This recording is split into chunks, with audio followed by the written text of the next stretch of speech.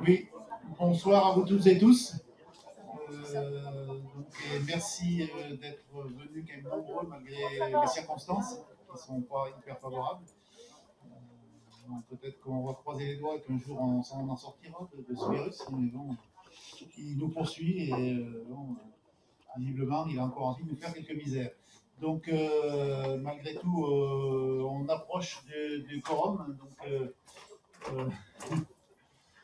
il y a la LEC qui s'active pour qu'on arrive à avoir le quorum, dans la mesure où c'est quand même deux AG extraordinaires et qu'il y a quand même la fusion de deux structures. Donc je pense que c'est important quand même qu'on ait le quorum. Donc Pierre est en train de s'activer pour qu'on ait le plus rapidement possible le quorum. Je sais que certains d'entre vous sont relativement pressés.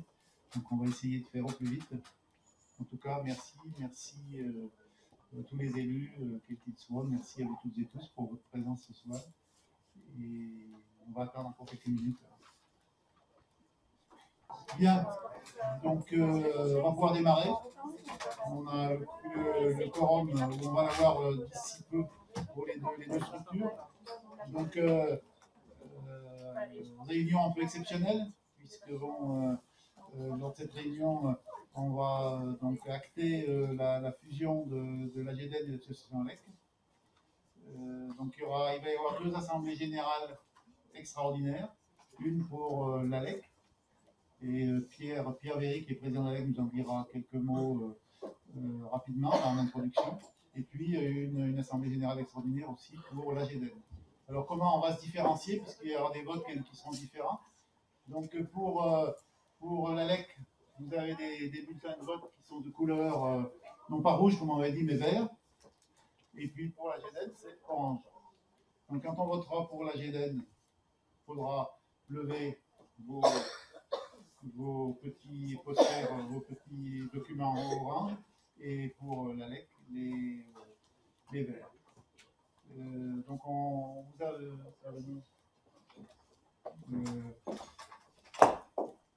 c'est moi qui change.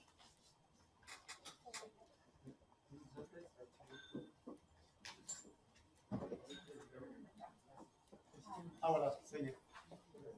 Donc là, vous avez un peu l'organisation. Alors bon, on a un peu de retard, hein, donc, mais on va essayer de terminer pas trop tard parce que je sais qu'il y en a beaucoup d'entre vous qui doivent partir avant la fin. Donc du coup, comme il y aura des départs, je voudrais en profiter en introduction pour remercier toutes celles et ceux qui ont œuvré pour cette fusion.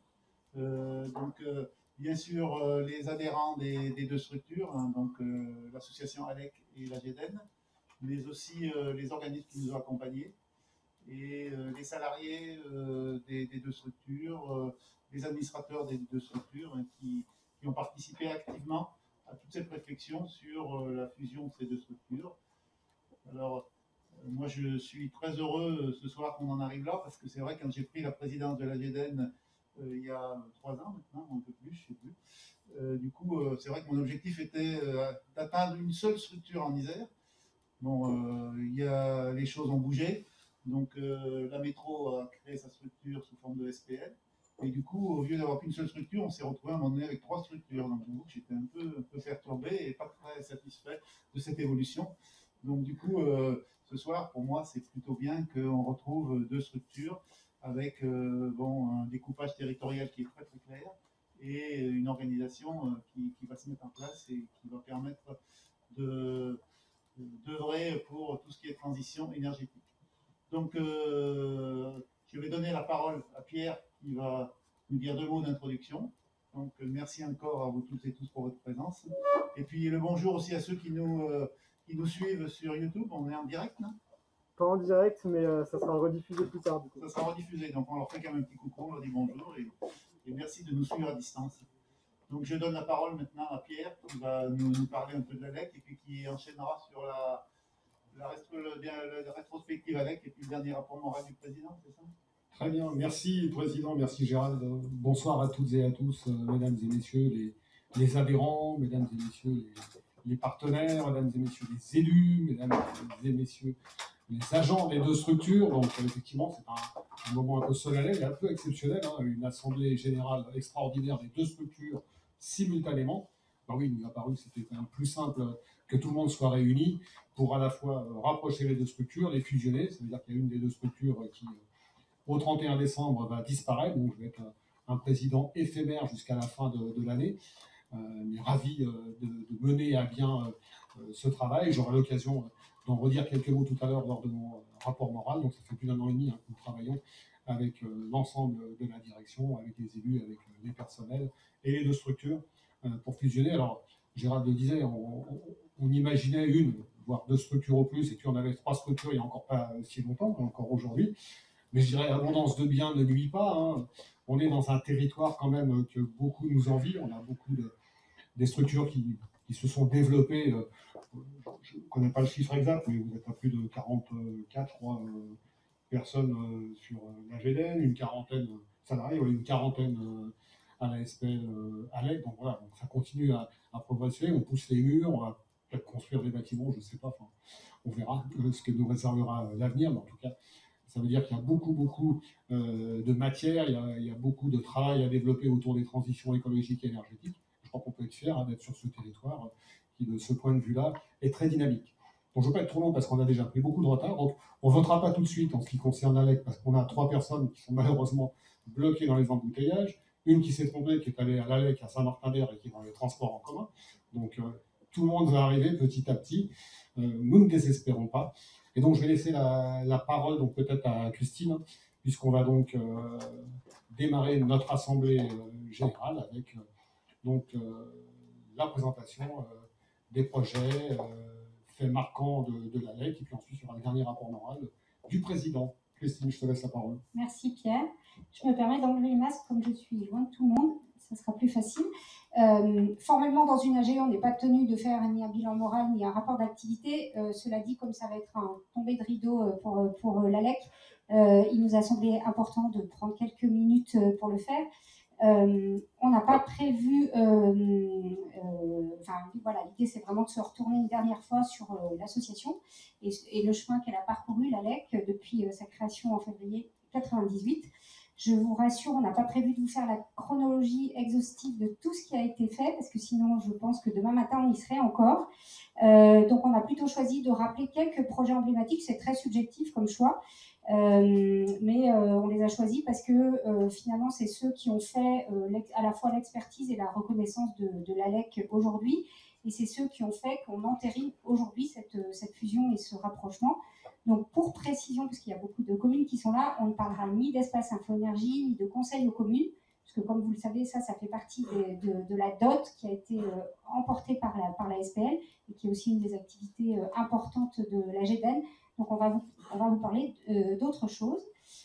Pour commencer, un des projets qui s'est appelé Concerto, et qui a été un projet européen d'envergure, dans lequel l'ALEC s'est engagé en 2006 et qui était centré sur la ZAC de Bonn, avec comme focus les bâtiments à faible consommation d'énergie et le développement des énergies renouvelables.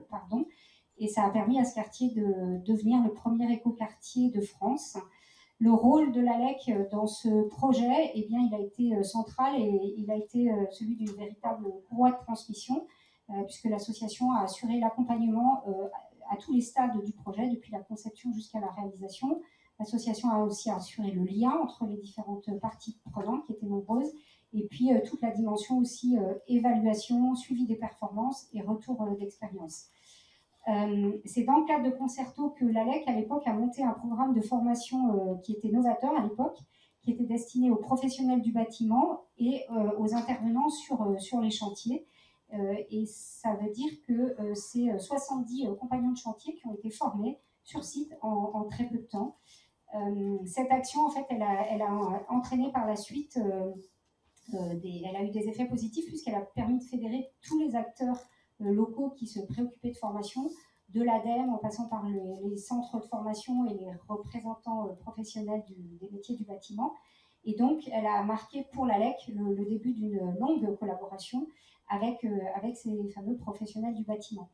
Les suites, elles ont été fructueuses puisque les formations sur l'ITE ont été pérennisées, notamment au Greta. L'ensemble des professionnels du bâtiment ont permis de bénéficier de cette montée en compétences sur les questions de performance énergétique et ainsi d'anticiper en fait les demandes qui allaient venir en matière d'éco-construction, d'éco-rénovation. Les habitants ont également bénéficié de ce projet grâce à un accompagnement dédié à la qualité d'usage, donc avec des formations en pied d'immeuble pour accueillir les nouveaux habitants, les sensibiliser sur les spécificités du bâtiment, leur bon usage et leur faire des retours d'expérience sur les performances qui étaient mesurées dans ces bâtiments. Et donc ça a été la première mise en pratique par l'ALEC de ce que d'aucuns ont théorisé sous le nom de théorie de l'engagement. Par ailleurs, Concerto, grâce à l'OPATB des Grands Boulevards, a aussi par la suite ouvert au programme Murmure, alors qui est plus dans le champ de l'association, mais simplement voilà, pour faire un lien sur ce projet qui était également novateur et qui a été plus développé grâce à là aussi notamment des programmes de formation pour les maîtres d'œuvre. Concerto a aussi, pardon, je suis allée un peu vite, permis de nouer des relations avec la SEM Innovia, puisque c'était elle qui était l'aménageur de cette ZAC, et a permis d'entamer une coopération qui dure encore aujourd'hui et qui va se prolonger et qui va faire partie des activités apportées dans la fusion. Et puis enfin, dans Concerto, il y avait une brique qui concernait les systèmes de management énergétique. Et cette brique a permis de structurer certaines des dimensions du plan climat et de l'Observatoire du plan climat de Grenoble, notamment via des retours d'expérience organisés avec des partenaires européens. Et donc, voilà, le plan climat a été le premier en France, et tout ce travail mené par l'ALEC a nourri et enrichi ce plan climat. Pardon, je perds mes feuilles. Deuxième projet sur lequel on va revenir rapidement, c'est celui des familles à énergie positive que l'ALEC a piloté pendant 7 ans à partir de 2011. Donc là aussi, ça témoigne d'un historique important. Et cette initiative, où il s'agissait d'accompagner un certain nombre de foyers tous les ans à prendre conscience, à réduire leur consommation, elle a aussi donné un deuxième coup d'accélérateur au savoir-faire de l'association dans le registre de l'accompagnement au changement de comportement. Et en parallèle, en fait, à ce projet, ont été impulsées d'autres initiatives telles que les ateliers d'éco-consommation, les ateliers réflexes énergie à domicile, le défi école à énergie positive, etc. Voilà pour ce projet. Nouveau projet européen qui a aussi compté dans l'histoire de l'ALEC, le projet Citizen, qui lui a débuté en 2016 et qui était dédié aux systèmes innovants en matière d'efficacité énergétique et d'énergie renouvelable, et qui là a vu s'opérer un partenariat avec la ville d'Amsterdam. Donc c'est dans ce cadre-là que la collaboration avec la SEM Innovia dont je parlais a trouvé un nouveau terrain, avec une proposition d'accompagnement des gestionnaires et des exploitants de la ZAC de la Presqu'île pour optimiser le fonctionnement des nouvelles installations de chauffage du quartier. C'est également dans le cadre de Citizen que l'ALEC s'est équipée d'une installation photovoltaïque qui était novatrice à l'époque, puisqu'elle elle est toujours en autoconsommation avec une batterie de stockage. Et c'est également à l'occasion de ce projet qu'a été impulsé avec GEG la création d'une plateforme de suivi des consommations d'énergie qui est devenue par la suite Métro Énergie. Et pour finir, c'est encore une fois dans le cadre de Citizen, qu'encore une fois a été développé des accompagnements qui mettaient en avant la dimension humaine, donc le fameux accompagnement au changement de comportement. Dans Citizen, il y avait également un volet important qui était dédié à la rénovation des logements sociaux, ce qui va permettre de boucler cette rétrospective, non pas par un projet, mais par un partenariat de longue date, puisque dès la création de l'ALEC, les bailleurs sociaux étaient identifiés comme des partenaires qui étaient visés, avec lesquels l'association souhaitait travailler. Et donc cet accompagnement, il a d'abord été mené individuellement avec les différents bailleurs du territoire et partant du constat que les besoins étaient partagés et assez similaires entre les différents acteurs, eh bien ce partenariat s'est poursuivi ensuite sous l'égide d'Apsys et c'est ce qui a, cette convention avec Apsys a permis aussi de fonctionner dans un régime tripartite puisque l'AGEDEN a fait partie de cette convention, accompagnant, elle, les bailleurs hors territoire de la métropolitaine, de la métro de Grenoble. Voilà, et j'ai envie de dire, pour arriver vers la conclusion, c'est que ce partenariat avec les bailleurs sociaux, mais également les projets qu'on a vus de façon très rapide, ça illustre bien le positionnement qui a toujours été celui de l'ALEC, c'est-à-dire pas se substituer notamment à des acteurs privés dont c'est le métier, mais bien de créer du lien entre les acteurs, les différents acteurs d'un projet et les différents métiers, combler les manques quand il y en a dans la chaîne de construction, de rénovation, d'occupation, etc. Et puis globalement, de faire monter en compétence les interlocuteurs pour à terme les rendre autonomes et pouvoir s'atteler à d'autres sujets, d'autres projets, d'autres chantiers. Voilà pour le très rapide retour sur les 23 ans d'histoire qui finalement aujourd'hui nous conduisent à ouvrir cette nouvelle ère avec la fusion de l'ALEC et de la GEDEN. Au-delà des chiffres qu'on va évoquer tout à l'heure, puisque dans un mariage, il y a toujours question de chiffres, donc on va y venir. Et même si toutes les activités que je vous ai décrites là ne sont pas transmises dans le cadre de la fusion, puisque vous avez compris qu'il y en a certaines qui ont été transférées à la SPL, vous aurez vu qu'avec ces quelques exemples, finalement, l'actif le plus précieux que va apporter l'ALEC, au-delà des chiffres et des euros, c'est finalement cette compétence, cette expertise des équipes qui vont venir renforcer le savoir-faire qui est déjà très riche au sein de la GEDEN. Et ce sont aussi des partenariats qui vont venir compléter, diversifier, élargir ceux que mène déjà la GEDEN de son côté. Voilà pour cette rétrospective. Et je vous donne la parole à Pierre pour le rapport moral. Merci Christine. Écoutez, ce sera mon dernier rapport moral de l'association ALEC, après avoir prononcé il y a quelques temps déjà maintenant un rapport moral de l'ex-association devenue SPL. J'aurais eu de la chance quand même en tant que président. J'ai connu une transformation de l'association en société publique locale. C'était la première de France il y a maintenant un peu plus de 2 ans. Et aujourd'hui, donc, nous allons fusionner la partie des 10% restants qui, en fait, étaient 10% qui représentaient les partenariats avec les bailleurs sociaux, les partenaires privés, les centres de recherche, les sociétés d'économie mixte, d'aménagement, enfin, tous les partenaires qui ne peuvent plus aujourd'hui être actionnaires de la société publique locale, puisque celle-ci ne s'adresse qu'aux collectivités territoriales. Donc, je tiens avant tout à remercier Christine Nollier-Brassac, qui est à mes côtés, Étienne Masson, Gérald Giraud, notre trésorier, mon ami Serge Nocoli, sans oublier Marie Filol, qui est dans la salle, directrice générale donc, de la SPL, les personnels de nos 2 structures, avec AGEDEN, les administratrices et les administrateurs, qui n'ont pas ménagé leur peine pour œuvrer et pour aboutir à cette fusion de nos 2 structures, et pour la confiance dont ils m'ont témoigné tout au long de ces derniers mois. La création de la SPL était déjà une première en France. La fusion de l'ALEC et de la GEDEN est également la première du genre entre 2 structures au statut proche mais différent. Que voulez-vous, nous aimons bien être les premiers en Isère et cultiver cet esprit pionnier qui nous caractérise depuis de nombreuses années. Alors, je le rappelle, donc, l'Agence locale de l'énergie et du climat, qui avait été créée en 1998, est devenue SPL ALEC de la grande région grenobloise au mois de février 2020, première ALEC de France à connaître cette évolution.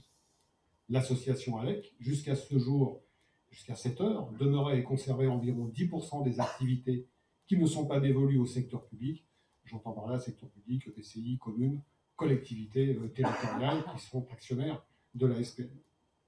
L'association a fonctionné toute l'année 2021 conformément aux décisions validées lors de la dernière Assemblée générale du 28 avril.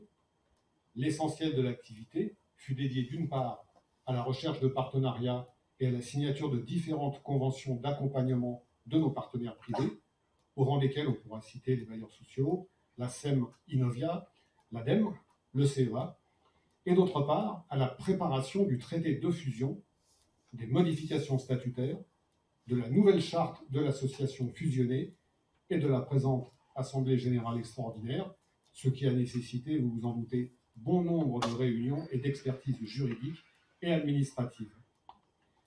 Dire que ce travail fut un long fleuve tranquille serait quelque peu inexact. Je vais y revenir. La création de la SPL, tout d'abord, fut un sujet d'inquiétude pour les salariés des deux structures, qui voyaient pour les uns une évolution sensible de leur appartenance à un modèle associatif qui avait jusque-là porté ses fruits et répondu aux valeurs d'engagement partagées par chacun, et pour les autres, un risque de concurrence si d'aventure quelques EPCI partenaires de la GEDEN décidaient de rejoindre la SPL qui aurait pu leur tendre les bras. Le choix du nom de la SPL ALEC de la grande région grenobloise fut à cet égard une maladresse de communication, et je veux bien en assumer une part des responsabilités. La métropole s'est évertuée depuis à rassurer la GEDEN sur sa non-volonté d'hégémonie, et j'assume là aussi ma part de ce travail de communication en tant que vice-président de Grenoble-Alpes Métropole en charge de ces questions. Enfin, si le processus qui a conduit la GEDEN à évoluer en son sein fut long à se dessiner, il a permis de réinterroger l'organisation de l'association, de faire évoluer ses instances de gouvernance et de valider la nécessité de créer un poste de développement afin de renforcer l'expertise de la structure. Tout ce travail, toutes ces réunions et enfin toutes ces décisions, je dirais, furent un mal pour un bien. Pour conclure mon propos, pour ne pas être trop long, et sur un autre aspect valorisant de cette fusion, Christine a commencé à en parler et Serge connaît les chiffres, je veux parler des apports en actifs et trésorerie de l'association ALEC à la GEDEN, puisque l'ALEC apporte tout de même 435 kg d'actifs lors de cette fusion. Je dirais, même si cela n'est pas l'essentiel, que la corbeille de la mariée est somme toute bien belle, sans évoquer les partenariats qui ouvrent des champs d'activité jusque-là peu développés par la GEDEN. Pour conclure ce rapport moral, en tant que président de bientôt Feu l'ALEC, je tiens tous à vous remercier pour votre confiance et votre implication dans notre association. Je remercie les personnels pour la qualité de leur travail et de leur implication, les directrices, Christine Ollier et Marie Fidol, Christine qui a assumé avec une réelle expertise ses fonctions et un sens du professionnalisme très aiguisé. Ce fut un réel plaisir de travailler en toute confiance à leur côté. L'ALEC ne sera bientôt plus. Longue vie à la nouvelle AGEDEN version 2022, fruit de la fusion avec l'association que j'ai eu l'honneur de présider. Nul doute que l'avenir des transitions écologiques et énergétiques est entre de bonnes mains sur notre territoire, avec ces deux outils, AGEDEN et SPL ALEC. Je vous remercie.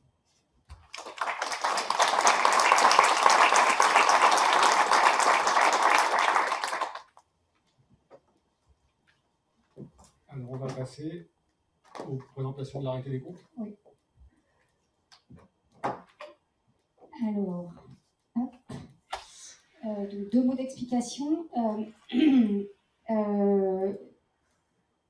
On a pris parti de vous faire, donc là c'est la partie alors rose à l'écran et vert avec le bulletin. C'était pour vérifier si vous n'étiez pas daltonien. On a pris le parti de faire voter les membres de l'ALEC sur l'arrêté des comptes que l'on a produit, parce que c'est une obligation dans le cadre de la fusion, arrêté au 31 août, donc 3 mois avant la date de cet AG.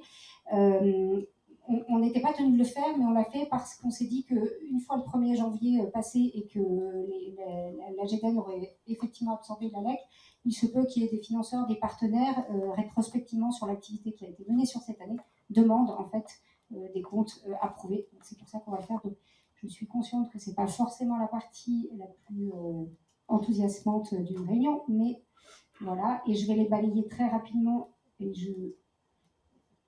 je parle sous le contrôle et l'œil acéré de notre trésorier, Serge Nocodi. Pardon. Alors, je sais pas si, donc, c'est la colonne du milieu au 31 août.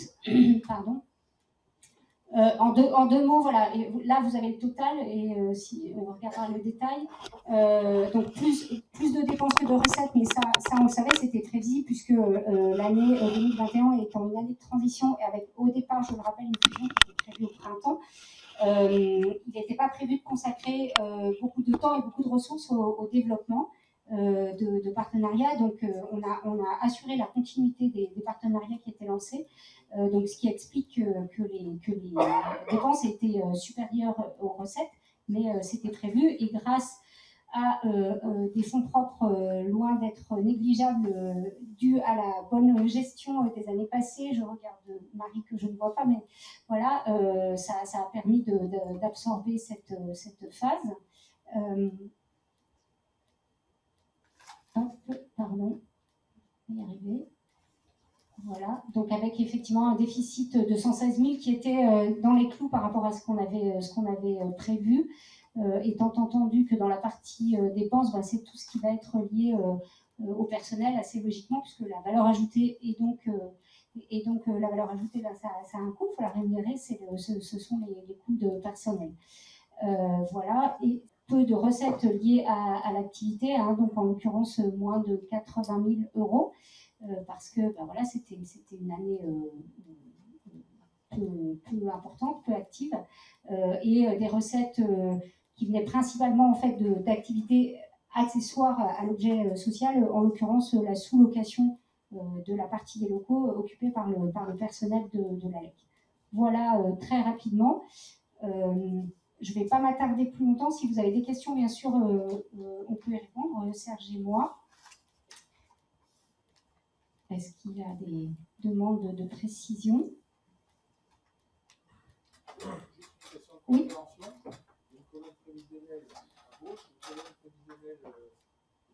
Oui. Oui, on a fait un peu, parce que entre le 31 août et le 31-12, il y a quand même encore un peu de consommation de ressources et un peu de recettes liées aux actions engagées qui vont rentrer. Et même si on n'était pas tenu de le faire par souci de clarté, de transparence vis-à-vis de la GEDEN, on a fait une projection en fait. Donc au 31-12, ce n'est qu'une projection, puisque par définition, nous n'y sommes pas encore. Voilà. Mais la partie formelle, c'est celle qui a été arrêtée, visée par notre gestionnaire en interne, par Madame Chalvin. C'est la colonne du milieu. Merci Thomas pour la question. Donc c'est celle-ci qu'on a besoin de vous faire approuver. Voilà. Donc... Alors, si je ferme ça.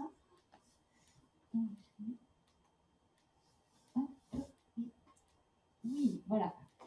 Est-ce que nos retardataires sont arrivés? Ok. Bon, eh bien, donc on va pouvoir passer au vote. Pierre.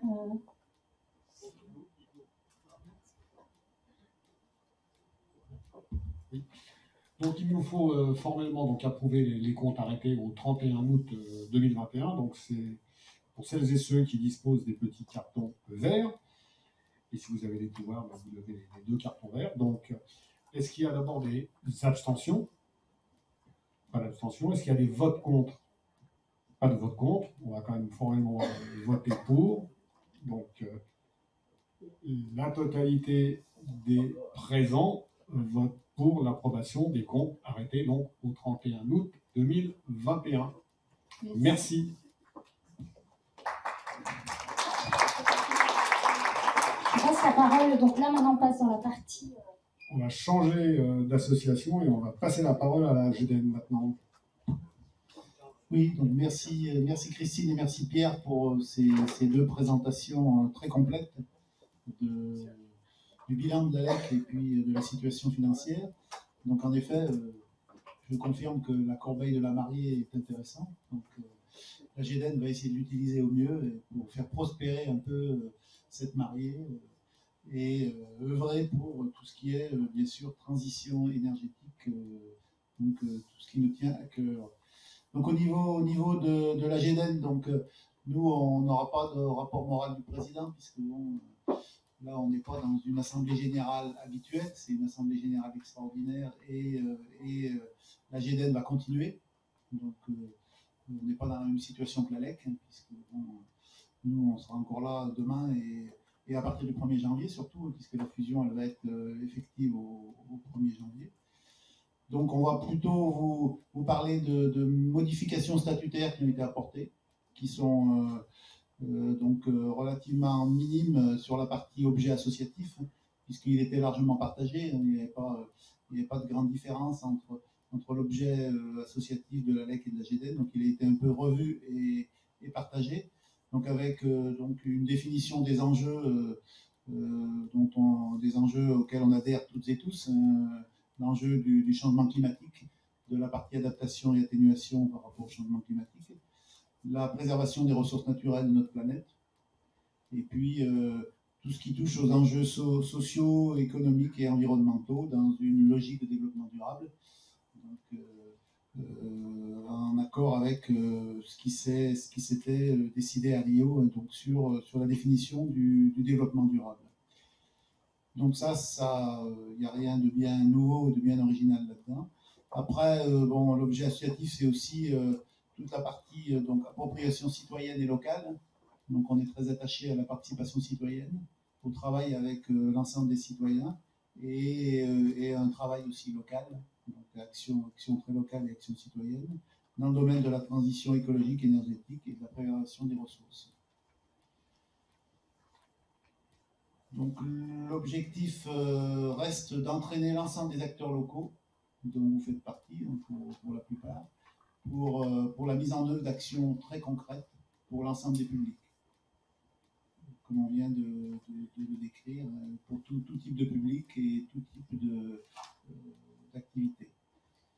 Donc on inscrit notre action dans le cadre de partenariats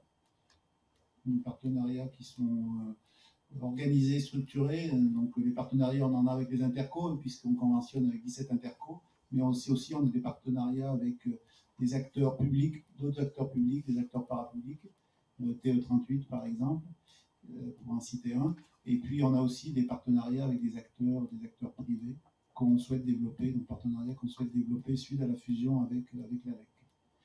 Et donc c'est des partenariats qui concernent l'ensemble des acteurs de notre territoire. Et enfin, on souhaite œuvrer pour une société nouvelle, apaisée, basée sur le dialogue, le respect et une vision assez globale et importante de la place des questions énergétiques dans les enjeux présents et les enjeux à venir, donc à l'échelle de notre territoire.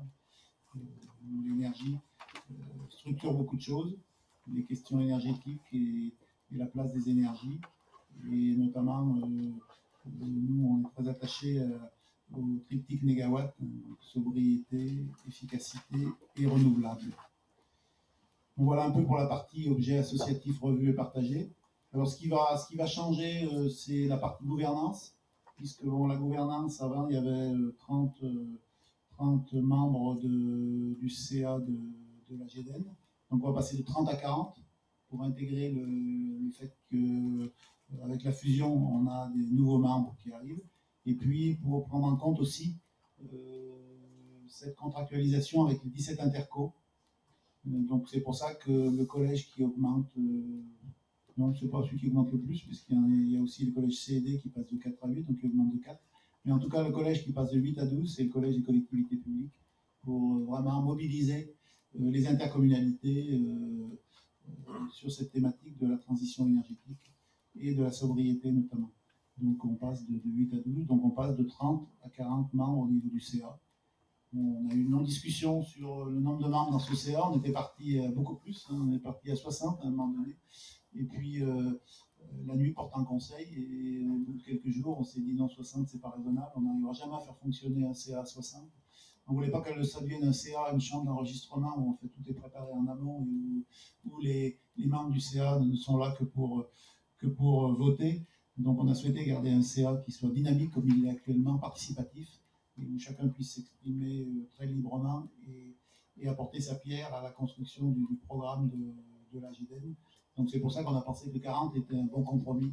Il y a un signal qui est significatif d'augmentation du nombre de membres. Ça permet d'intégrer des membres venant de la LEC et en même temps de garder un fonctionnement qui soit co-construit, une co-construction entre tous les membres du CA de la GEDEN. Donc après, sur l'admission des membres, donc il y a des petits changements. Donc, il faut qu'il y ait une approbation du CA, un engagement à respecter la charte des valeurs dont je vais vous parler après. Et puis, pour la présidence, ce qui a changé aussi, c'est qu'il n'y a pas de règle imposée sur la présidence par rapport au collège, puisque jusqu'à présent, la présidente ou le président ne pouvait être issu que du collège A et B. Donc, on a souhaité lever cette règle, et du coup, le ou la présidente pourront venir aussi bien du collège A, B, C ou D. Donc, je rappelle que le collège A, c'est les personnes physiques qui adhèrent à titre individuel, souvent des passionnés d'énergie, des experts en énergie, qui sont très, très importants dans le fonctionnement de la GEDEN, parce que c'est l'histoire de la GEDEN qui existe depuis 1977. Après, le collège B, c'est les collectivités publiques et leurs regroupements, donc la plupart, c'est des représentants d'intercommunalité, des vice-présidents ou des vice-présidents, qui sont parmi nous ce soir, et je les remercie. Je sais que quand on est vice-président d'une interco, on est très, très sollicité. Donc, merci d'avoir pu vous libérer pour être présent ce soir pour la création de cette nouvelle AGEDEN. Enfin, c'est pas vraiment une création, mais l'évolution de l'AGEDEN et l'intégration de l'ALEC. Donc, après, il y a le collège CHEIK, c'est entreprises et leurs représentants, donc, qui nous apportent beaucoup aussi dans les discussions, parce que bon, c'est les entreprises, notamment du bâtiment, qui ont des contacts très, très réguliers avec les citoyens qui font appel à leurs compétences pour la mise en œuvre des mesures. Et du coup, ça nous permet d'être plus dans le pratique, on va dire. Et puis le collège D, c'est tout ce qui est association, organisme, tout ce qui est autres personnes morales. Donc on passe pour le collège A, on passe de 14 à 12. Le collège B voit une augmentation, donc on passe de 8 à 12. Et puis les deux autres collèges passent de 4 à 8, ce qui fait 40 nouveaux membres pour la nouvelle AGEDEN, on va dire. Et la nouveauté au niveau de l'AGEDEN, c'est une charte des valeurs qui est donc qui va être adossée au statut. Oui, Thomas. Il était marqué.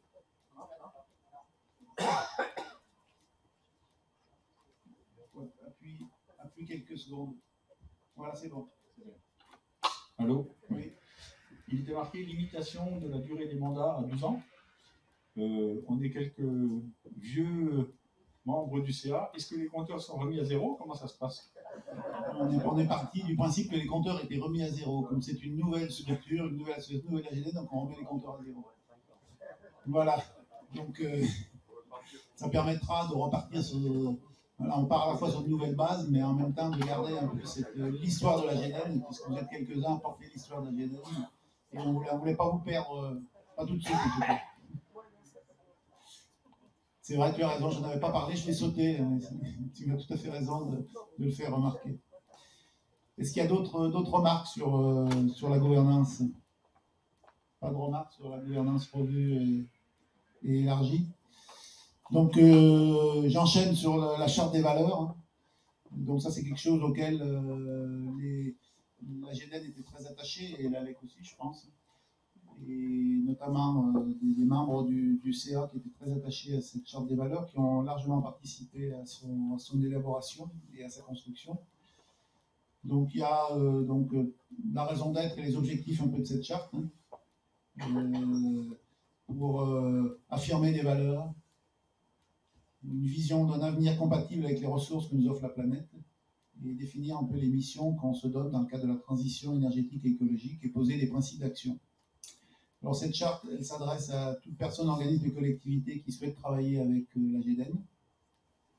Donc quel que soit le type de travail qu'on est amené à faire, hein, que ce soit faire partie du CA ou du bureau, participer à la définition des champs d'action ou apporter des ressources pour des actions.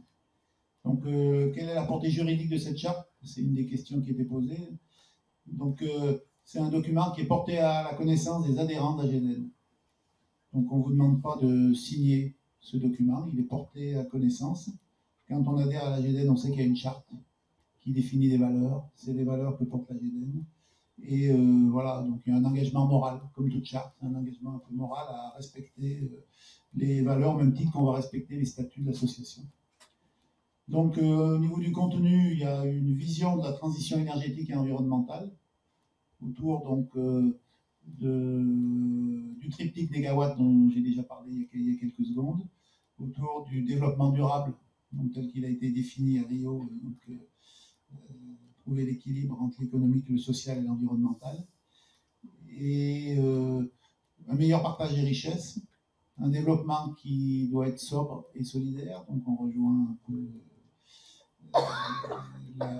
le premier terme du triptyque négawatt, donc la sobriété.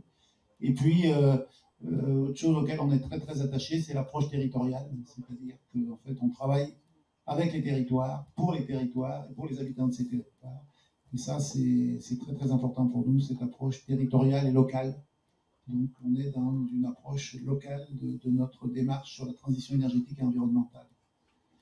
Donc, ça débouche derrière des principes d'action, donc la co-construction avec tous les acteurs du territoire, privilégier des démarches territoriales et partenariales, et être en relation avec les acteurs du monde de la recherche, et de contribuer à l'innovation, parce que dans notre domaine de la transition énergétique, l'innovation, c'est quelque chose qui est très très important, et il faut vraiment être dans l'innovation en permanence. Donc, quelles sont les valeurs et les engagements? Donc, une gouvernance forte, on en a parlé il y a quelques minutes. Une recherche de consensus. Je vais rajouter la co-construction aussi. L'intelligence collective, ça va un peu ensemble. L'engagement des salariés, ça c'est très très important, vraiment. L'engagement des salariés est reconnu, et on a besoin de salariés pour faire avancer l'association et pour faire avancer aussi ces thèmes qui nous sont chers. Donc, des salariés qui sont motivés et qui partagent ces valeurs, bien sûr, puisqu'ils ont participé aussi à la rédaction de la charte. Et il faut favoriser l'épanouissement et l'autonomie des salariés pour qu'on puisse aller de l'avant.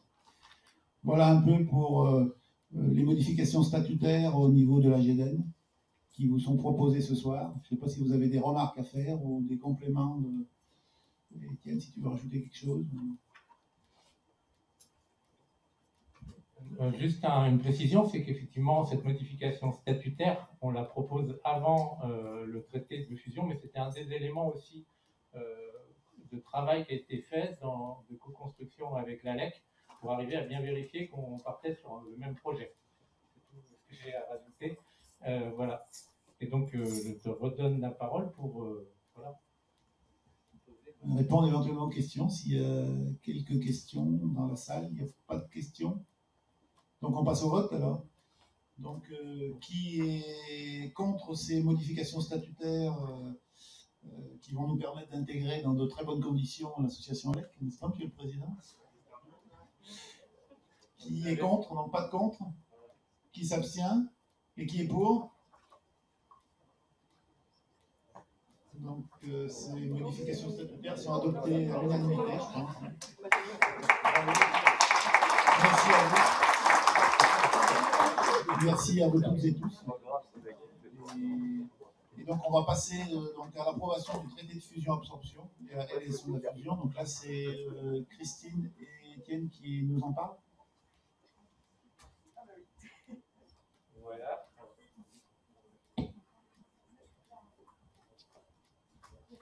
Donc, effectivement, on va faire à deux. Shabadabada. Voilà. Cette présentation du traité de fusion-absorption. Je précise une chose, c'est que vous aviez à l'entrée de la salle des dossiers rouges où il y a toutes les annexes qui vous ont été par ailleurs communiquées, puis le petit dossier vert où il y a le traité de fusion, pour ceux qui éventuellement ne l'auraient pas eu et voudraient suivre tout ça. Donc, les premiers points importants, c'était de vous raconter, sans vous rentrer dans les détails, puisque nos deux présidents l'ont déjà fait, qu'on est parti d'attentes légèrement différentes des deux structures. Voilà, avec des idées qui parfois faisaient qu'on avait besoin de discuter, de négocier, mais dans le bon sens du terme. Et on est arrivé donc à une position commune qui a été finalement qu'il y ait une fusion-absorption, donc l'absorption de l'ALEC par la GEDEN, avec le nom de la GEDEN qui restait, pour des raisons de la communication nécessaire quand on change de nom n'est pas évidente. Puis comme par ailleurs, il y avait la SPL ALEC, la marque ALEC restait quelque part. Et donc la marque, si on peut parler comme ça, AGDEN, restait de même.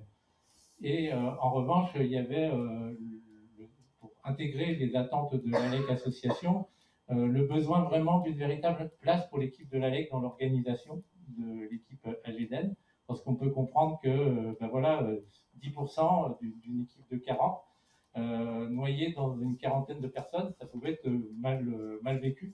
Donc on a eu cette attention-là. L'idée d'intégrer parfaitement les activités de l'ALEC et que ce ne soit pas simplement une fusion-absorption et puis après on se dit on s'est marié et puis on continue comme avant, chacun de son côté. Donc il y avait bien cette idée-là. Et un travail sur la création d'une fonction de développement, d'un responsable de développement qui était souhaité par l'ALEC et qui permettait de rassurer tout le monde, de même que ce qu'on va faire ce soir. Proposer l'intégration des administrateurs de l'ALEC avec cette évolution statutaire dans le conseil d'administration de l'AGDEN et un plan de communication qui sera fait sur cette fusion vers les cibles principalement qui sont les partenaires qui peuvent s'interroger sur le nombre d'organismes, etc. Donc pour les rassurer aussi sur le fait que c'est une marque de fabrique en Isère et j'espère qu'on pourra continuer longtemps par rapport à des départements voisins. C'est toujours essayer justement de coopérer dans les meilleures conditions avec l'ensemble des acteurs, pas perdre d'énergie dans des concurrences stériles, mais mettre toute notre énergie pour justement l'économiser. Voilà, l'énergie. Et donc la fusion effective, on s'est mis d'accord aussi que ce soit au 1er janvier 2022, parce qu'à un moment, ça plus semble concrètement. Et donc, la fusion, il y a des conséquences automatiques obligatoires. Quand il y a fusion-absorption, il y a des choses, il n'y a pas à discuter. Ça se fait automatiquement. C'est transfert des actifs et passifs, valeurs, droits, obligations, divers engagements contractuels. Donc, tous les engagements contractuels qui existent pris par l'ALEC, on les connaît et donc on les assume à partir du moment où il y a fusion. La continuité des conventions établies en y affectant les moyens financiers suffisants. Et déjà, alors un point très important, c'est que d'un point de vue adhérent, les membres de l'association ALEC qui le souhaitent deviennent automatiquement membres de l'association AGDEN. Donc effectivement, ça c'est automatique. Et après, il y a d'autres choses. C'est bon? Oui. Donc comme le disait Étienne, dans les choses obligatoires, il y a la fameuse corbeille de la mariée, donc les actifs et passifs. Donc, je ne vais pas vous en faire la lecture intégrale.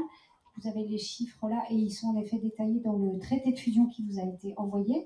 Donc, on commence par le passif avec, pardon, je suis allée trop vite, 232 000 euros et quelques de passifs venant de l'ALEC. Encore une fois, c'est une situation arrêtée au 31 août. Et puis, l'actif, comme l'a dit Pierre tout à l'heure dans son rapport moral, un peu plus de 434 000 euros, ce qui, si vous calculez bien, fait une situation nette de presque 202 000 euros, donc qui vont venir abonder ce que possède l'AGDEN.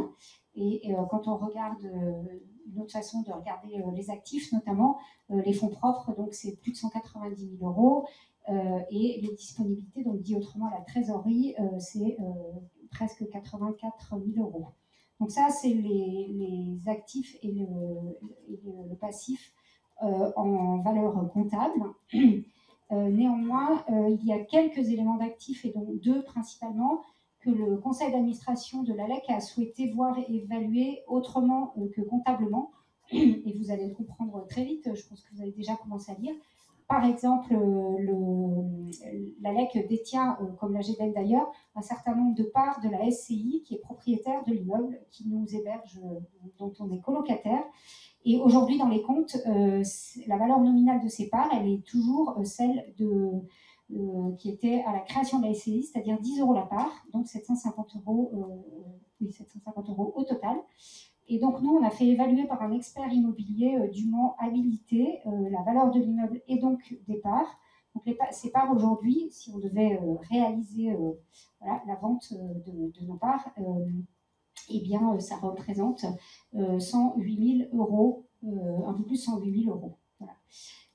Et puis, deuxième élément d'actif qui a une valeur importante, c'est l'installation photovoltaïque que j'ai évoquée tout à l'heure, qui a été réalisée dans le cadre du projet Concerto, avec ses batteries de stockage. Donc, si on les évalue à la valeur nette comptable, et ben voilà, c'est à peu près 40 000 euros, ça se déprécie sur 20 ans. Donc, il reste encore 16 ans. Aujourd'hui, je n'ai pas remis le montant, mais on le retrouve dans le détail des actifs. Et donc, nous, on l'a fait évaluer par un expert comptable qui a une expertise sur ces questions-là. Et donc, il a évalué selon la méthode des cash flows, donc les rendements que représente cette installation. Et donc, à ce jour, l'installation est évaluée à 40 000 euros, donc soit 10 000 euros de plus-value par rapport à ce qui est inscrit dans les comptes.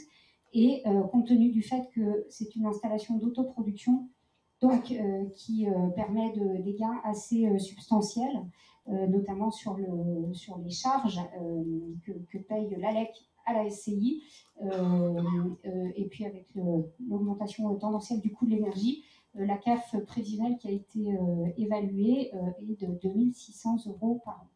Donc tout ça vient encore grossir les actifs et la corbeille de la mariée. Voilà.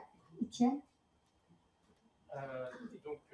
Par volonté de transparence et puis de symétrie, on a aussi fait un bilan intermédiaire au 31 août 2021 qui a été présenté dans les détails au conseil d'administration et approuvé. Donc, ça vous permet aussi de voir en parallèle le bilan côté AGDEN. Donc, on a aussi des fonds propres conséquents.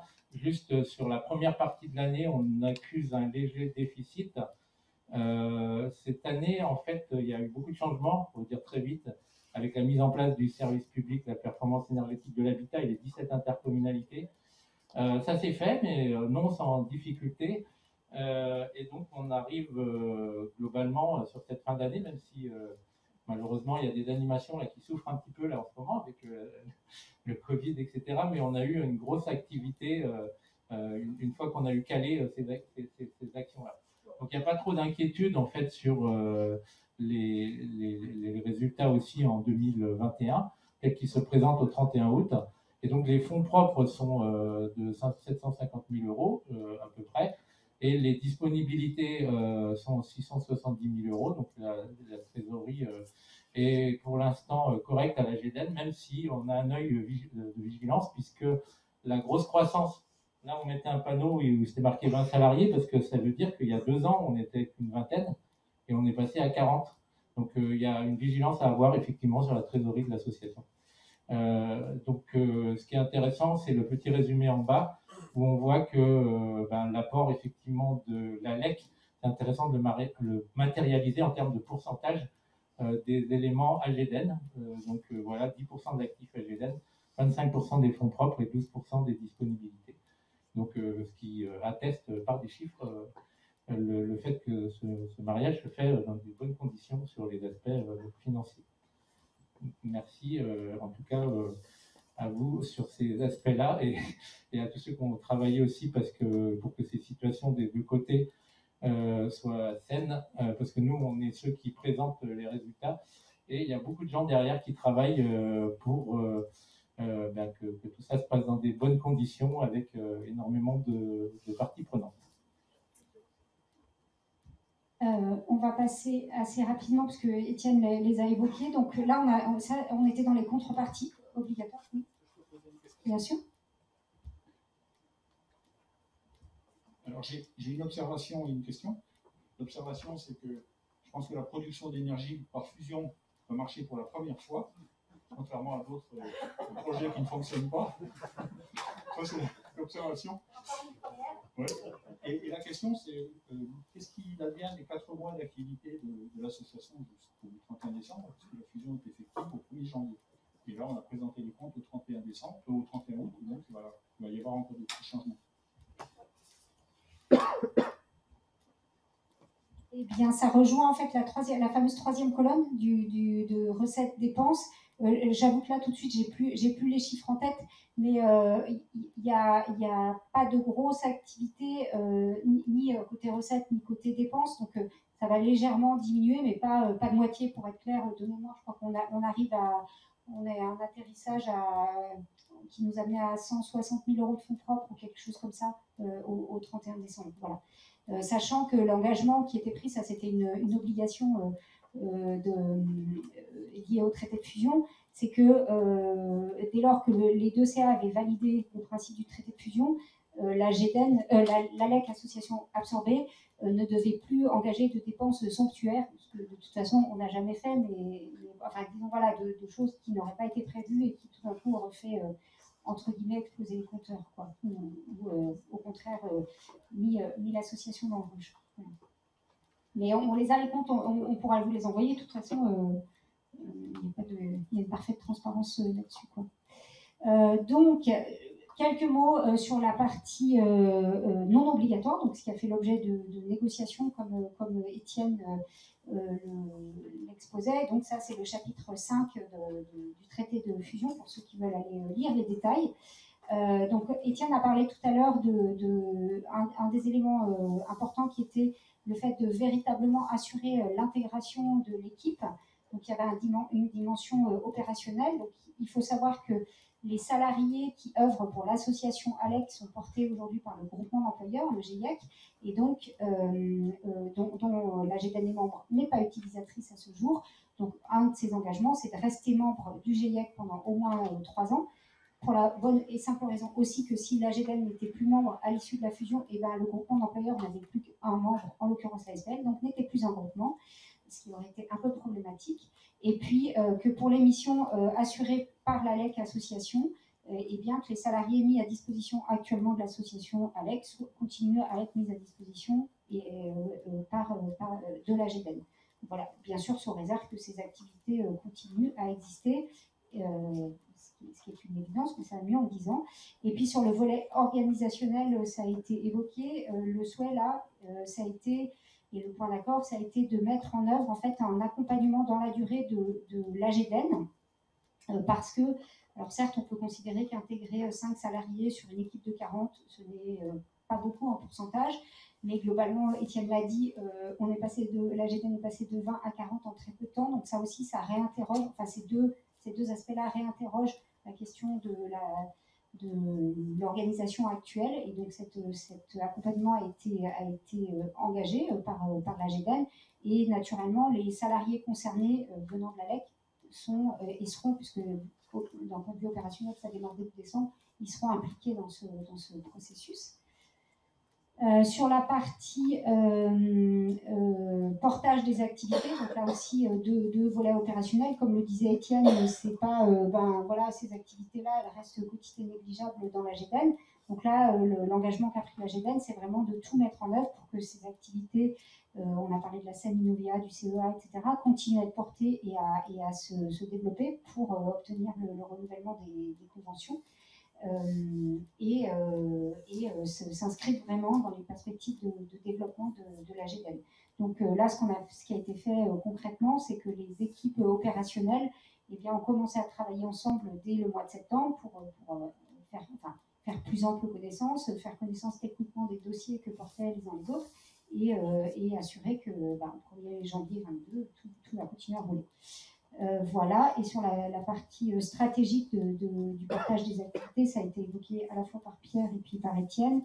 Là, la contrepartie, ça a été la création d'un poste développement qui va intégrer le CODIR de la GEDEN pour piloter ces activités de développement de la GEDEN. Bien sûr, les activités et le champ d'activités apporté par l'ALEC, mais pas que. Donc là, le recrutement est en cours et devrait être finalisé bientôt. Je te passe la parole, Étienne. Oui, donc on en a déjà parlé. Donc il y a la question de l'intégration au niveau des administrateurs ALEC dans la future gouvernance. Donc ça, c'était pas une obligation, mais c'était à peu près une évidence. On en a discuté. Des évolutions statutaires, bien, on en a parlé. Et le plan de communication. Donc peut-être, c'est moi qui parle aussi de ça. On peut passer à la suivante. On reviendra dessus tout à l'heure au moment de l'AG ordinaire de la GEDEN où en fait on procédera au vote pour l'élection du conseil d'administration. L'ALEC a choisi, après échange avec la GEDEN sur la taille du CA, etc., de proposer un certain nombre d'anciens administrateurs qui sont à l'écran ici et qu'on représentera tout à l'heure pour venir enrichir la gouvernance de la GEDEN. Et du coup, on voit avec les personnes qui sont représentées que notamment ça correspond, tout à l'heure, Gérald a présenté les collèges C et D, d'autres organismes, entreprises privées, etc. Donc l'idée, c'est aussi, dans cette fusion, il y a un champ que la GEDEN touchait peu, avec peut-être historiquement une difficulté à se projeter vers des très grosses entreprises, vers des acteurs privés où on ne se sentait peut-être pas légitime de se dire, si on va avoir un impact avec le projet associatif qu'on vous présentera rapidement tout à l'heure, eh ben, il faut travailler avec tout le monde. En fait, il faut essayer d'avoir un dialogue. Notre message, on le fait passer partout et on peut non pas venir donner des leçons à tout le monde, mais modestement venir montrer qu'il peut se créer des actions significatives sur l'évolution des comportements, faire du lien entre les différents réseaux. L'expertise existe un peu partout, mais il y a une mise en réseau qui est nécessaire et qui est très très importante. Donc voilà un petit peu ce qui a été proposé dans ce traité de fusion, qui est une des pièces annexes du traité de fusion. Donc maintenant, on va passer à la partie votation. Alors, oui, pardon, je vais laisser la parole à mon président. Pardon. Et puis, il y a peut-être quelques questions. Ouais, alors, pardon, parce que comme je suis en train de regarder l'heure en même temps, voilà, quelques questions. Concernant les salariés de l'ASSO ALEC, combien il y en a qui sont concernés par des activités qui vont continuer au sein de la GEDEN? 5 Enfin, 5 équivalents temps plein? Non. Non, 5 personnes. En fait, les activités opérationnelles, c'était. Je vais enlever, non pas qu'elle n'ait pas d'importance, on ne considère pas la partie administrative, mais si on considère que l'opérationnel, c'était à peu près 3 équivalents temps plein, mais qui étaient disséminés sur un grand nombre de personnes. Donc en fait, le parti qu'on a eu, c'est de se dire, si on veut intégrer des personnes, quelqu'un qui viendra pour 5% de son temps travailler pour la GEDEN, jamais il sera intégré, en fait, ça n'a pas de sens. Donc en fait, on a concentré, mais dans la limite du raisonnable, c'est-à-dire qu'on ne va pas demander à quelqu'un qui a une compétence A de devoir exercer la compétence B si elle n'a rien à voir. Donc ça, c'est un travail qui a été fait notamment avec Arnaud pour le CODIR, et on a resserré sur 5 personnes hors administratif. Voilà. Et ces 5 personnes, ça va être à peu près 30% de leur temps qui va être dédié aux activités à volume actuel, quoi. Voilà. D'autres questions? Tout est clair? Merci Christine et merci Étienne pour cette présentation du traité de fusion et de la fusion d'une manière pratique. Donc du coup on passe au vote. Donc je fais voter d'abord la GEDEN. Donc c'est pour les adhérents de la GEDEN. Donc la question c'est: approuvez-vous le traité de fusion, absorption et la réalisation de la fusion avec l'association ALEC tels qu'ils ont été présentés, tels qu'ils ont été validés par le CA? Qui est contre?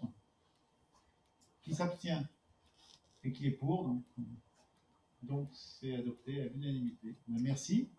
Merci. Bravo. Donc on passe à l'ALEC. Donc vous en faites la moitié du chemin, vous l'avez remarqué. Donc la même chose pour l'ALEC, donc approbation du traité de fusion absorption par l'ALEC. Y a-t-il des abstentions? Des votes contre? Donc qui vote pour? À l'unanimité des présents. Merci.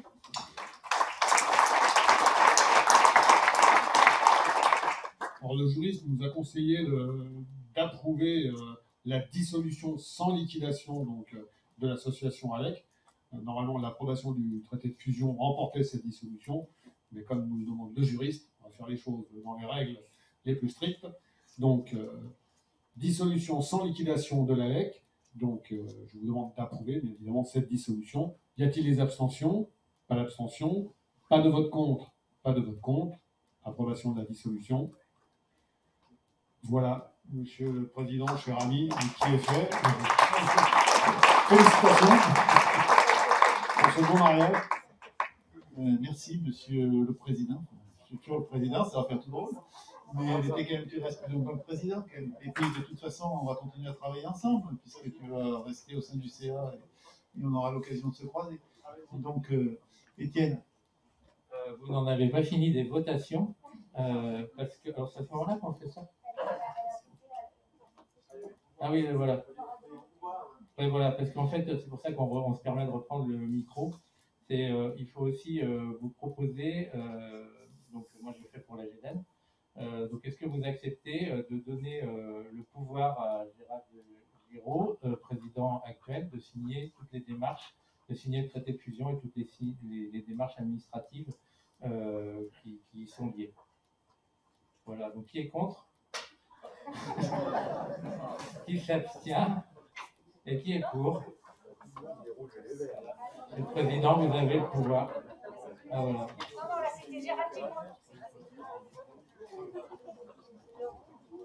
C'était joli les petits papillons bleus, mais c'est seulement maintenant. Donc je vais de la même façon pour les adhérents de l'ALEC, vous demander si vous approuvez le fait que nous confions à Pierre Véry, président, tous les pouvoirs pour toutes les actions, signatures, etc. à engager pour entériner cette fusion.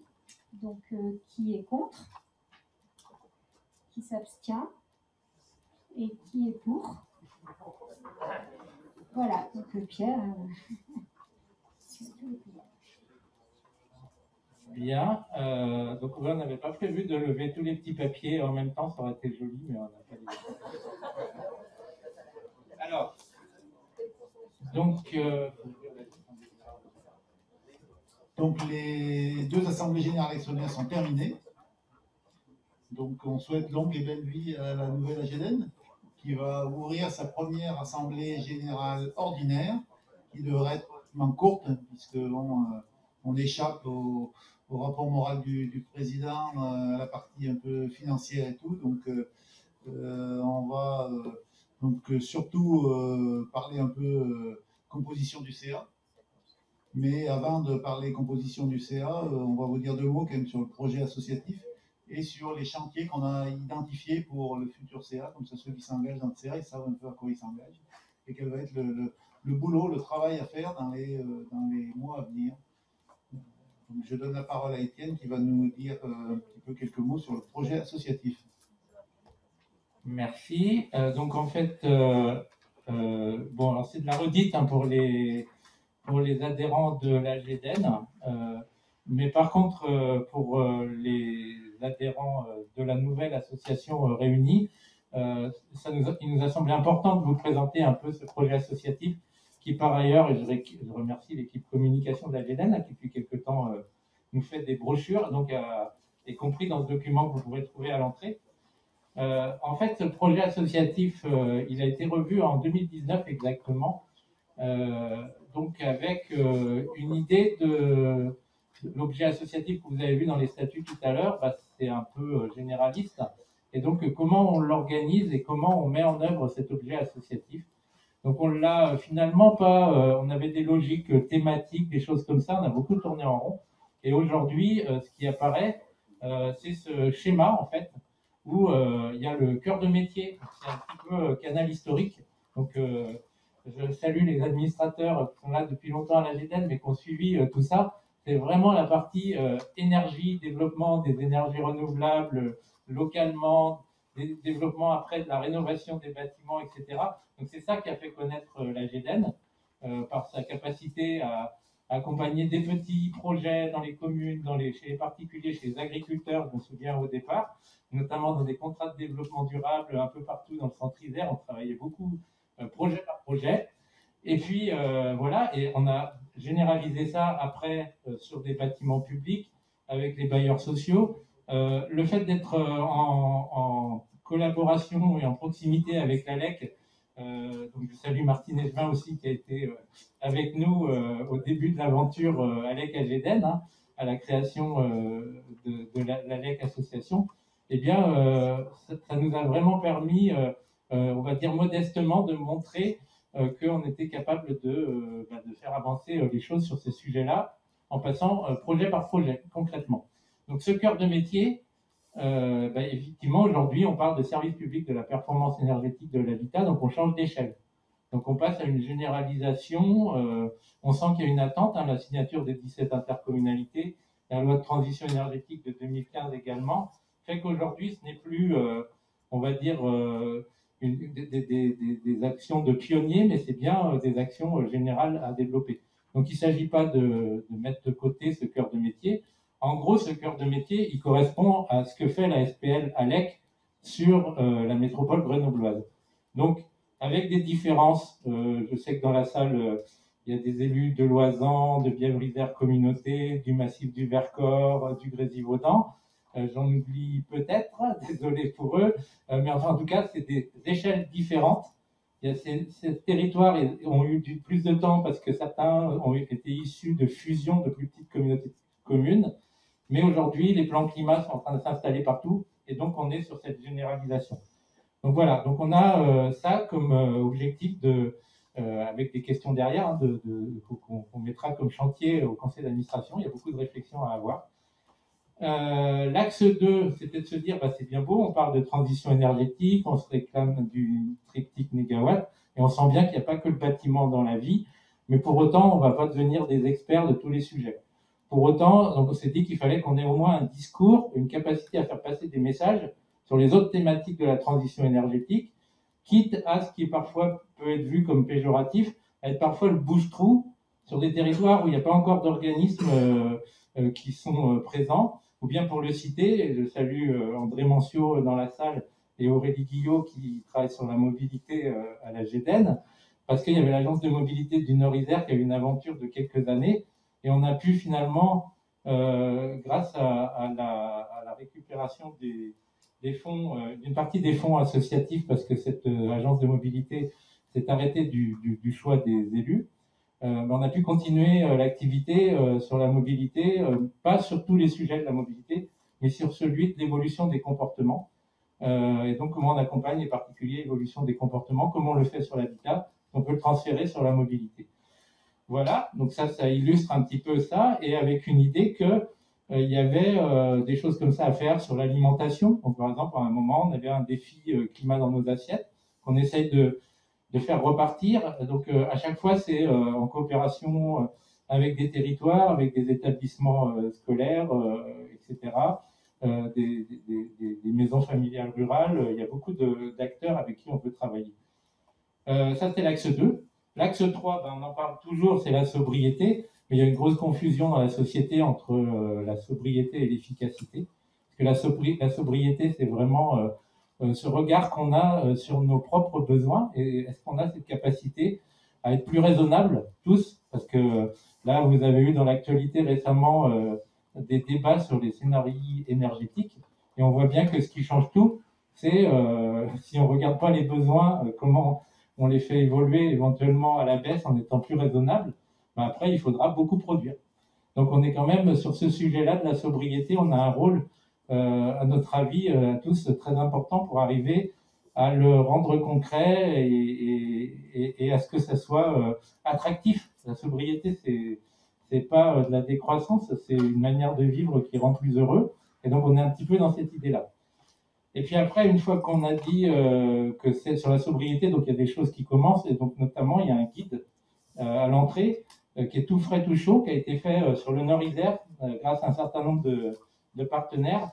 Et là aussi, je remercie l'équipe du Nord-Isère, Bruno, Aurélie, Juliane, Frédéric, pour tous en transition. Donc, dans l'équipe des salariés a travaillé en fait sur se dire comment on valorise toutes les initiatives d'un territoire et ces initiatives de citoyens, d'entreprises qui démarrent, etc. C'est ça qui fait une vraie transition, qui fait réduire les besoins. Voilà. Et donc, il y a ce travail-là qui démarre vraiment et qui donne envie peut-être de le faire un peu ailleurs, parce que c'est une attente de beaucoup de personnes, de ne pas simplement attendre qu'on décide pour eux, mais de faire également. Et puis enfin, l'axe 4, c'est ça qui est le plus compliqué, mais en fait le plus passionnant aussi, c'est qu'en fait on se dit, bah, bien sûr, on a beau être la GDN, on peut dire on va être 40, on va être 100, 200, je sais pas. C'est pas forcément l'objectif.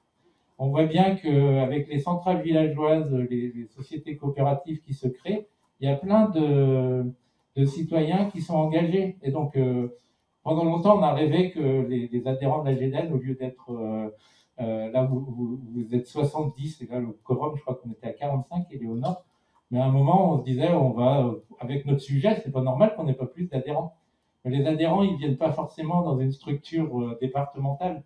Ils ont besoin de choses plus concrètes localement. Et donc, c'est comment on arrive à travailler avec toutes ces structures locales. Donc, c'est là qu'on va démultiplier l'action. Voilà. Et donc, c'est là où nous, on a un regard peut-être biaisé par notre histoire sur le côté local, groupe citoyen. Et on peut le raisonner aussi de la même manière avec le secteur privé et les entreprises.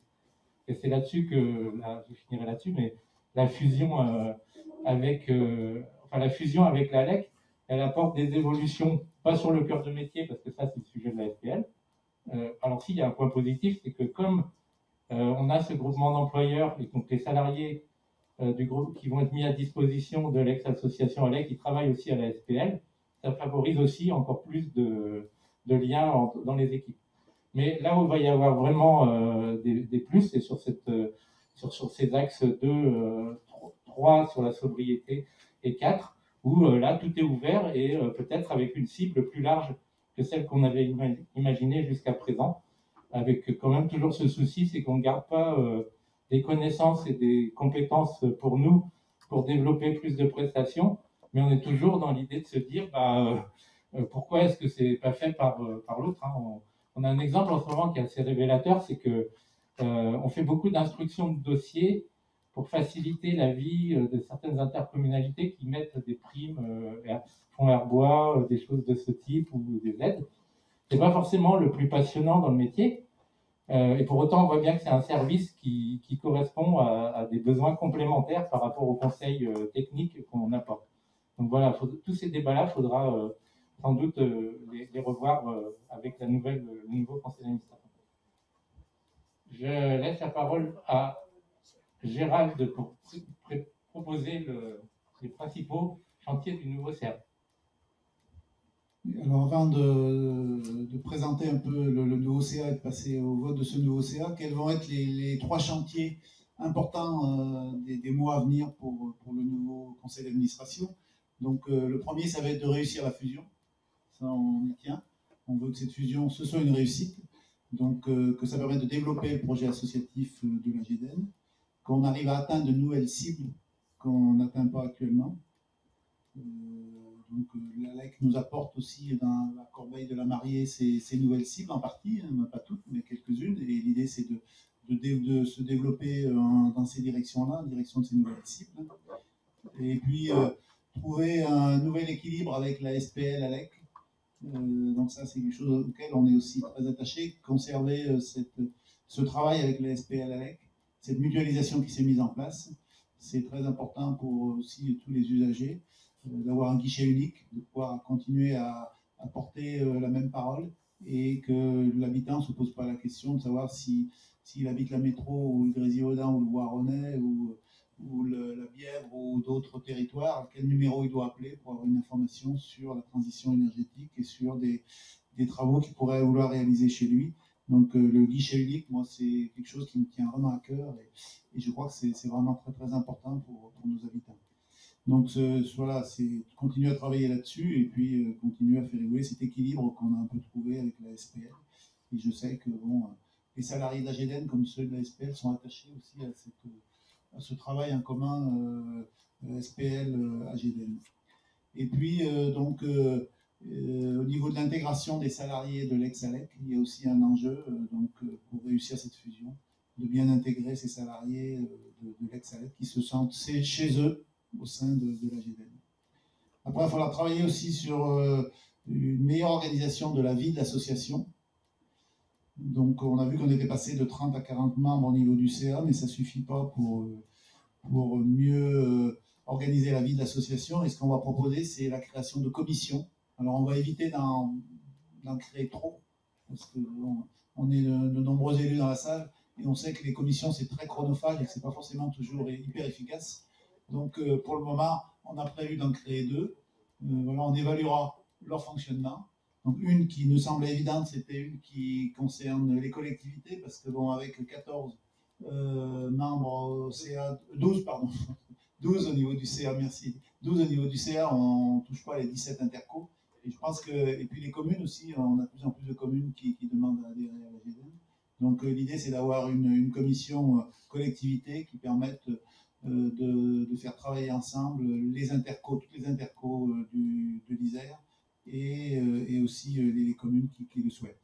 Et puis la deuxième commission, c'est la commission qui concerne le développement et l'innovation, donc en lien avec donc cette nouvelle direction qui est créée, développement et innovation, pour pouvoir travailler, se développer, innover et toucher de nouvelles cibles. Et puis, le troisième chantier, c'est gérer la croissance. On en a parlé beaucoup depuis le début des AG. La GDN a une croissance qui est importante, pour ne pas dire exponentielle. Donc, les effectifs ont doublé en l'espace de 2 ans. Vont continuer probablement à évoluer. Et donc, il va falloir un peu suivre ce développement, le maîtriser, et pas faire attention à ne pas grossir trop vite et perdre un peu ce qui fait notre force, notre cœur de métier, et qui fait qu'on est apprécié dans les 17 intercos avec lesquels on a conventionné pour le service public de la performance énergétique de l'habitat. Donc là, il y a un vrai enjeu de gérer la croissance, bien gérer la croissance. Voilà pour les principaux chantiers du nouveau CA. Donc on va passer à la composition du CA. Donc au niveau du collège A, collège des citoyens experts, on va dire. Donc voilà les membres qui vous sont proposés. Ce que je propose, c'est que vous vous leviez pour on va peut-être pas donner la parole à chacun d'entre vous parce que bon, ça dure déjà. Oui. J'ai un peu manqué de temps, mais pour les membres du conseil d'administration, on avait prévu de faire une petite note de présentation. Les anciens de la GDN l'avaient déjà faite à la dernière AG, et les nouveaux issus de l'ALEC l'ont fait. Donc ce document vous sera communiqué et complété avec les présentations qui ne sont pas encore arrivées, de sorte tout simplement que vous vous connaissiez mieux. Voilà, il y a un petit pédigré de chaque. Excusez-moi, je voulais le faire pour l'Assemblée générale et on n'a pas eu le temps de le faire. Bien, donc Sébastien, lève-toi qu'on te voit. Donc Sébastien Hérault, qui est ancien maire de Laval, ancien conseiller communautaire du Grésivaudan et qui travaille dans le domaine de la transition écologique, énergétique, donc dans une communauté de communes de Savoie.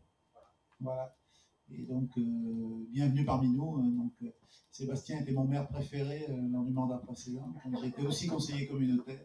Donc, c'est avec un grand plaisir que je le vois intégrer. Enfin, il avait déjà intégré en juin, mais bon, là, c'est resté dans cette nouvelle association GDN. Après, Serge Gros. Donc, tout le monde le connaît, Serge. Je ne vais pas te présenter parce que là, je suis sûr que tout le monde le connaît dans l'Assemblée. Donc, merci de continuer au sein de la GDN. Il y a Nicolas Anne, oui, qui est en renouvellement, qui est membre du CA de la GDN depuis un certain temps, je crois, ça fait pas mal d'années. 15 ans. Donc, il a commencé très très jeune. Dominique Jacques, que vous connaissez toutes et tous aussi. Donc Dominique, un des piliers de la GDN, ancien président de la GDN. Laurent Lefebvre, alors Laurent, je ne l'ai pas vu, alors, il est excusé, voilà, donc, qui est aussi l'ancien président de la GDN et qui est habite Crolles. Thomas, l'homme qui pose des questions.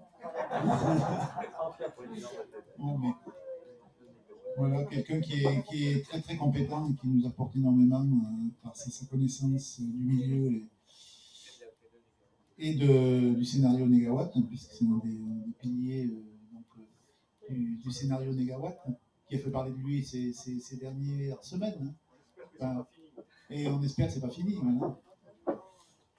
Monsieur André Mancio, voilà, qui nous a rejoint en septembre 2020 et voilà, qui travaillait sur la mobilité dans le Nord-Isère. Jean-Claude Potier, Jean-Claude qui aussi est au CA de la GEDEN depuis un certain temps, hein, depuis 6 ans, voilà. Et ancien maire d'Iseron, voilà. Claude Ray. Claude, donc toi tu es rentré en juin 2021 au CA de la GEDEN. Donc après il y a Jean-Pierre Saulnier qui est notre trésorier actuel de la GEDEN, donc qui habite sur Vienne, passionné d'énergie. Christophe Vanier qui est excusé, qui n'est pas là, et Alain Weber qui est excusé aussi, qui n'a pas pu se libérer aujourd'hui. Donc du coup il y a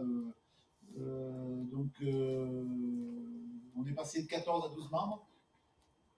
Donc il y en a 11, non, c'est ça? Non, il y en a 12, c'est complet. On est au complet, d'accord. Donc je voudrais aussi remercier les 2 membres sortants, Louis Bonneté-Gamard et Jean-Marie qui est parmi nous, donc qui ont été membres du CA de la GEDEN pendant de nombreuses années. Plus de 15 ans, voilà. Et qui nous quittent, voilà, tous nos voeux de plein de bonnes choses pour vous pour les mois et les années à venir. Et merci pour votre implication au sein de la GEDEN pendant toutes ces nombreuses années.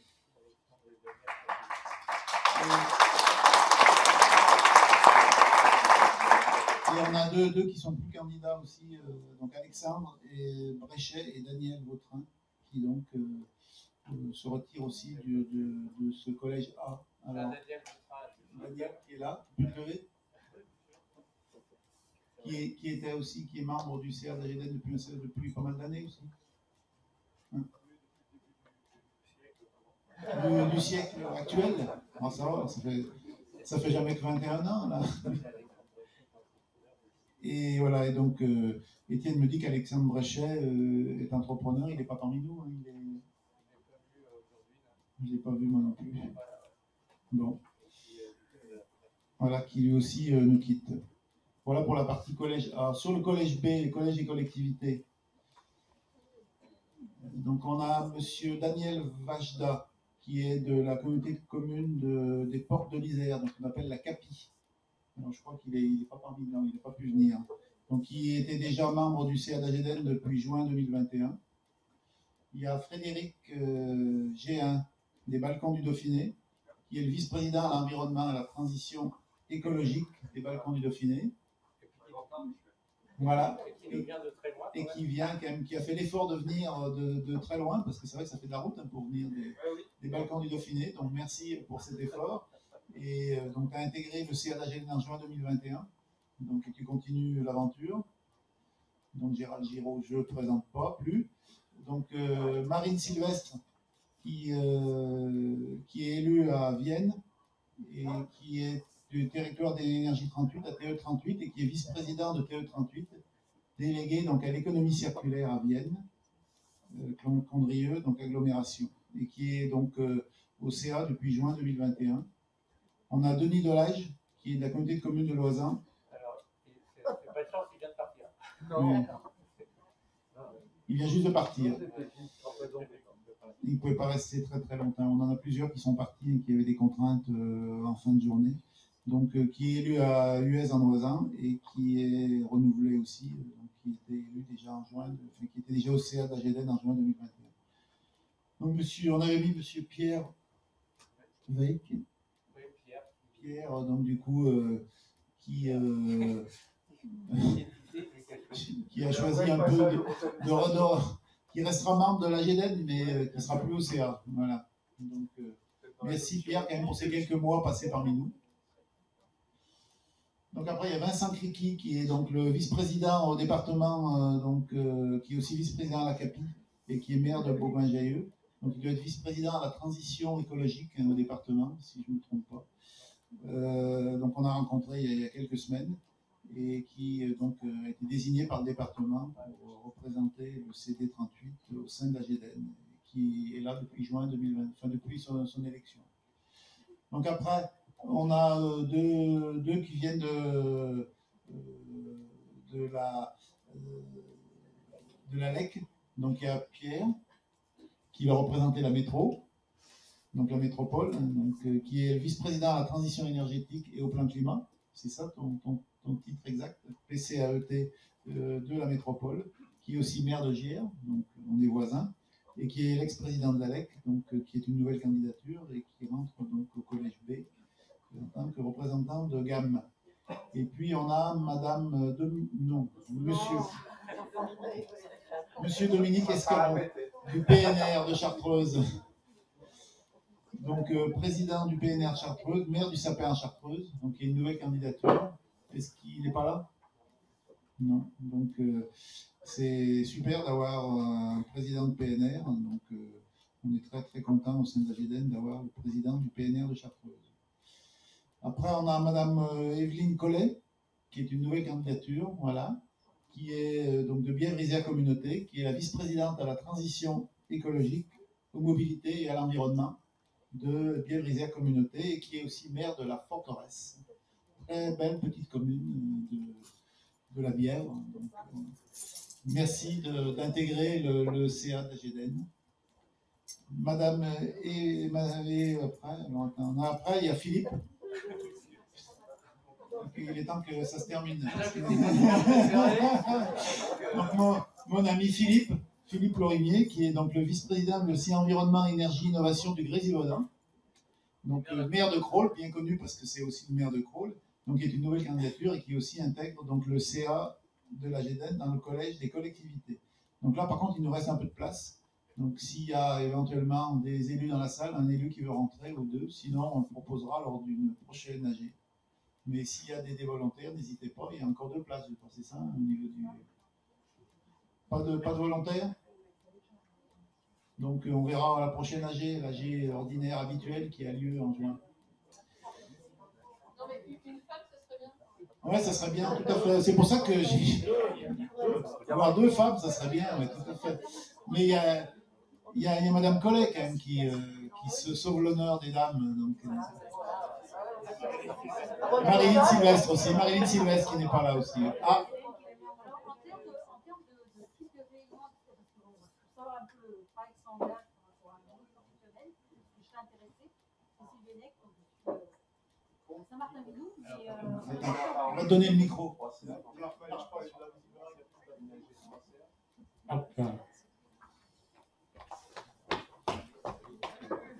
Vous vous présentez. Éventuellement intéressé, je dis bien éventuellement, parce qu'il faut que je réfléchisse. En termes de travail et de temps de présence et de CA, de réunion, je voulais un peu savoir si vous en êtes. C'est classique, hein. Il y a, en plus des assemblées générales, il y a 3 réunions de conseil d'administration pendant l'année. Et puis après, vous verrez avec les commissions qui sont mises en place, mais qui sont là possibles aussi pour les adhérents. Donc voilà. Donc sachant que dans les nouveaux statuts, vous n'êtes pas présenté parce que je sais pas qui vous êtes.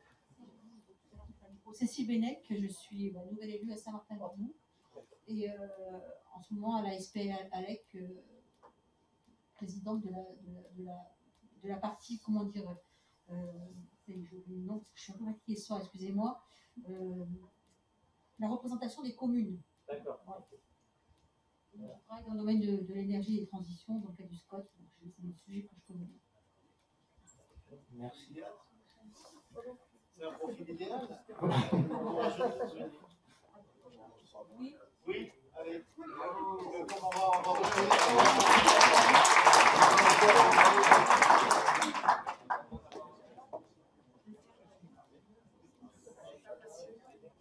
Madame Bennec, B-E-N-E-C-H, de Saint-Martin-de-Vinou. Et Cécile, je pense qu'on se connaît, on s'est déjà vu. Donc c'est super, enfin voilà, ça féminise un petit peu l'océan. On a 3 femmes.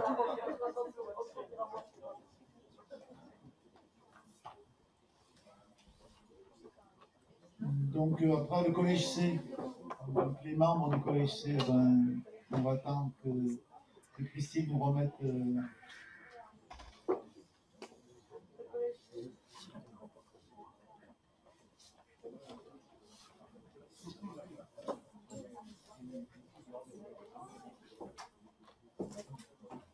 Après, le collège C, donc collège des entreprises, donc il y a la CAPEB.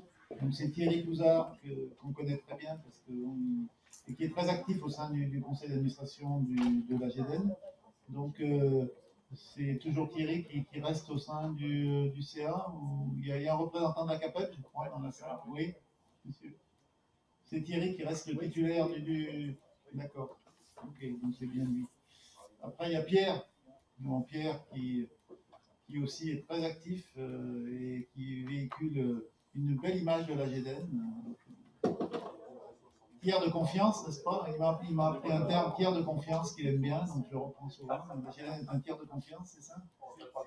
C'est bien mon mot, en tiers de confiance. Et je dis chaque fois, au bout du bout, il y aura toujours une entreprise, on aura toujours besoin d'une Voilà, entreprise. tout à fait. Tu as tout à fait raison. On a vraiment besoin du monde de l'entreprise et des entreprises. Donc c'est la Chambre des métiers de l'artisanat de l'Isère. Donc Pierre est entrepreneur en électricité à Tulin.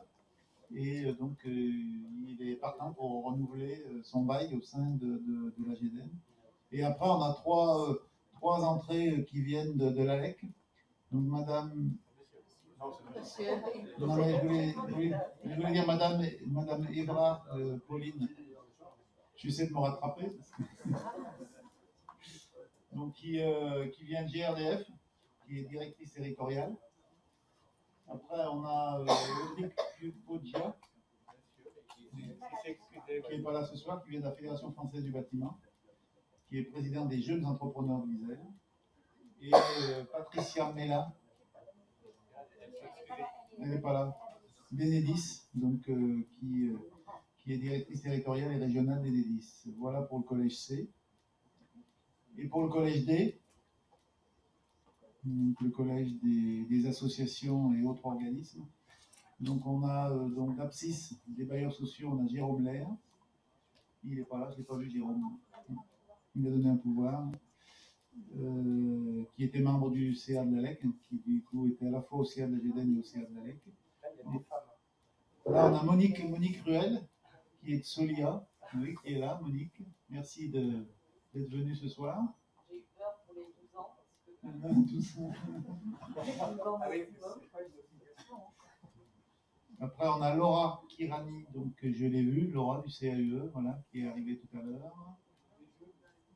Ouais, c'est bien, hein, des jeunes dames.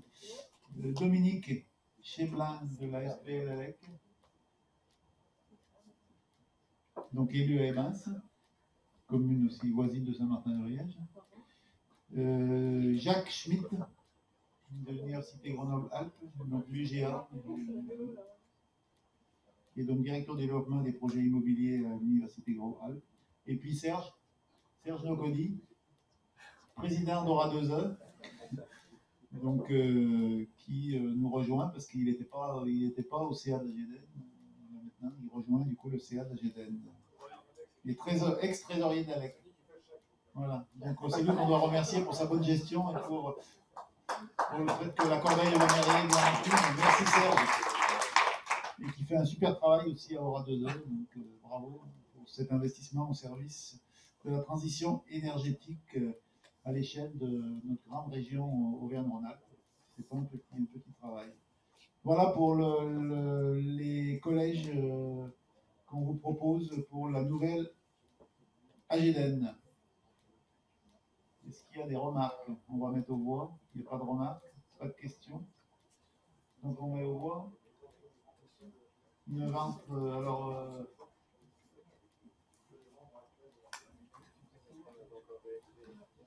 oui. Donc c'est les membres actuels de la GEDEN qui votent, parce que la fusion n'est pas officiellement réalisée.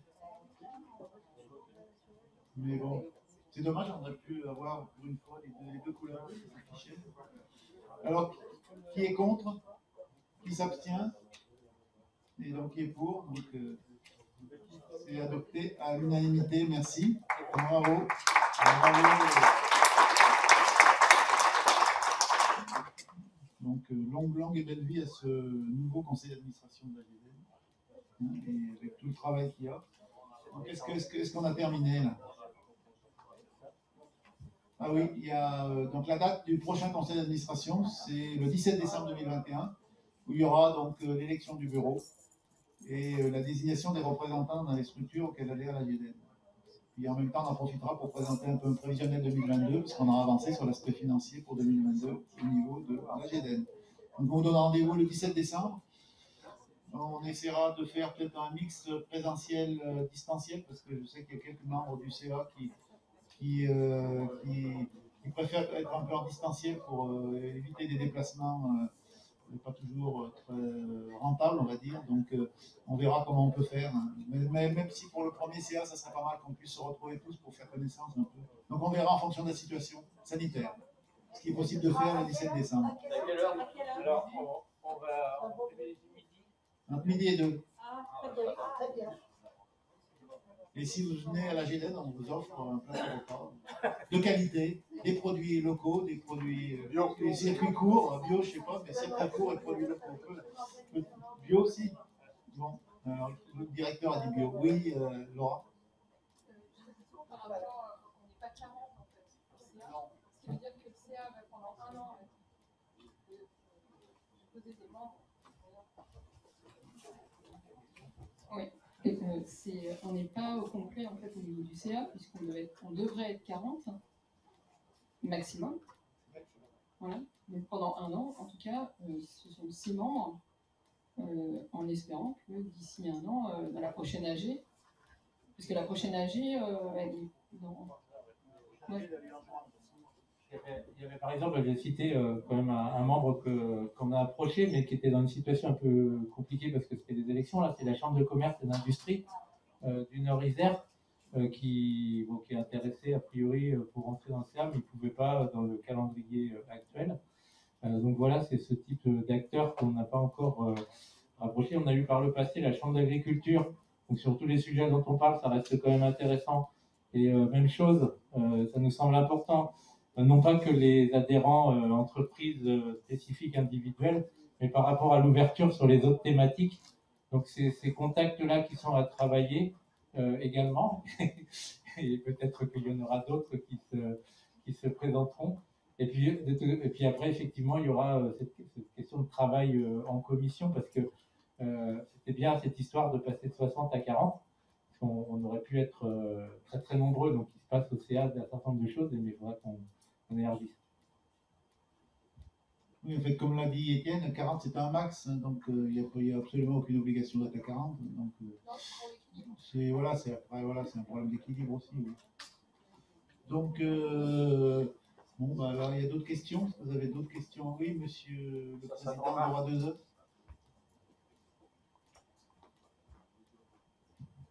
Moi, c'est à titre personnel, je voudrais qu'on remercie vraiment Christine parce qu'elle a pris le train en marche. Je sais que c'est un travail collectif qui a été réalisé ensemble, mais je voudrais vraiment la remercier parce qu'en plus, elle était de Strasbourg, elle a fait tout ce qu'il fallait pour être disponible, réactive, et c'est un plaisir de travailler avec elle en tant qu'ancien trésorier de l'ALEC. Je tenais à le dire, donc on peut l'applaudir. Merci.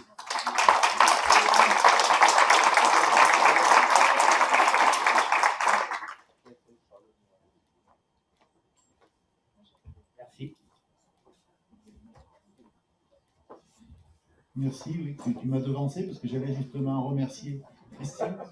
Je voulais aussi remercier Étienne parce que c'est vrai que la fusion, elle est arrivée à un moment où il y avait énormément de travail au sein de la GEDEN avec la mise en place du service public de la performance énergétique, du SAR, le fait d'avoir conventionné, l'objectif était de conventionner avec tous les intercours hors métropole, bien sûr, et cet objectif, il a été atteint. Et je crois que Étienne, il n'a pas compté ni ses heures ni ses jours, il a fait un boulot absolument exceptionnel. Accompagné bien sûr des salariés de la GEDEN, mais moi pour avoir travaillé avec lui, je peux vous dire qu'il n'a pas compté ses heures et qu'il a fait vraiment un énorme boulot dans une période qui était complexe pour la GEDEN, et la fusion est venue rajouter une couche, je dirais, à un rythme de travail qui était déjà très dense pour lui. Donc, je pense qu'on peut vraiment l'applaudir et le remercier, et remercier tous les salariés de la GEDEN.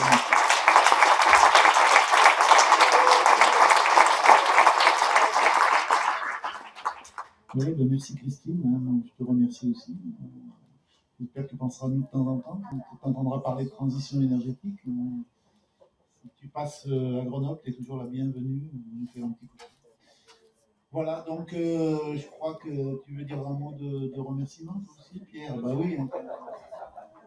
Ben oui, puisque au-delà des chiffres, hein, de la corbeille et de la mariée, vous l'avez compris, le capital de nos deux structures, c'est avant tout un capital humain, vous l'avez compris. Et donc le travail qui a été fait était un travail remarquable, il faut le dire, c'est que la partie visible de l'iceberg en fait qu'on a pu entrevoir ce soir. Mais tout le travail qui a été fait depuis 1 an et demi était vraiment colossal, avec de l'expertise, hein, ça nécessitait vraiment une grande expertise, de la disponibilité hein, de nos directeurs, des présidents, des membres aussi des conseils d'administration hein, qu'on a réunis régulièrement, des bureaux aussi qu'il a fallu réunir. On ne voit pas dans un mandat d'élu, on voit rarement hein, des transformations de structures en SPL, des fusions d'associations de ce niveau-là. Et je peux vous dire, pour avoir été président d'une structure flamme, qui est la structure nationale des ALEC, pour avoir côtoyé Leclerc, auquel la GEDED est adhérent, il y a très peu de territoires en France hein, où on a des structures de ce niveau-là d'expertise en nombre et en expertise et en qualité. Donc il faut vraiment être fier du travail qui est fait dans nos territoires.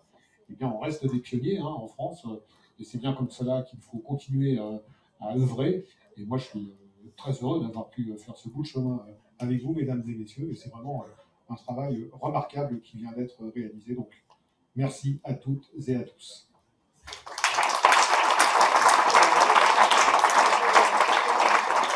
Alors, on ne va pas vous libérer tout de suite. En fait, ce qu'on va faire, on va faire un peu de buzz avec Gérald. On va se lever, on va signer le traité de fusion sur la petite table. Comme ça, ils pourront prendre une photo avec toute la salle derrière. Ça va être quand même sympa. On mettra ça sur les réseaux sociaux. Puis après, tu vas quand même nous payer un coup à boire avec quelque chose à manger. Mais je ne voulais pas l'annoncer tout de suite parce que tout le monde va se lever. Donc, comme on veut que vous restiez ici, on a une belle photo. Avec l'argent qu'on laisse, on peut payer à boire.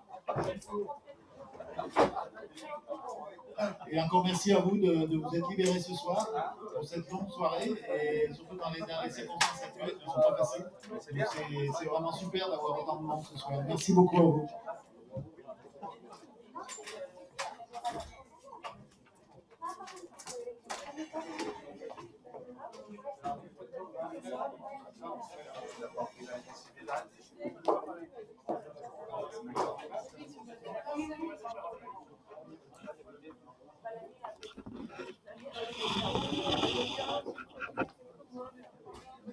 Vous êtes pas mal le dos. Hein.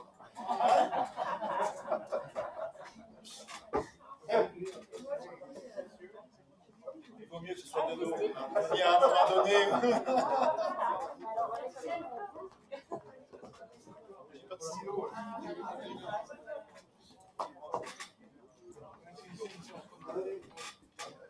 Avec un peu d'orange et de vert, ça va être bien. C'est une bonne idée.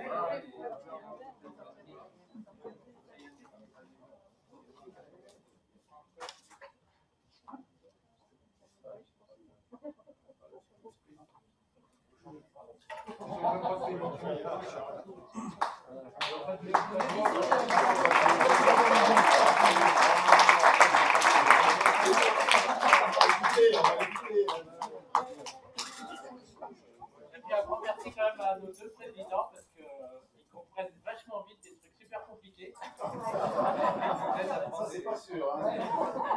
Et voilà, il ne faut pas ménager non plus leurs efforts pendant cette période.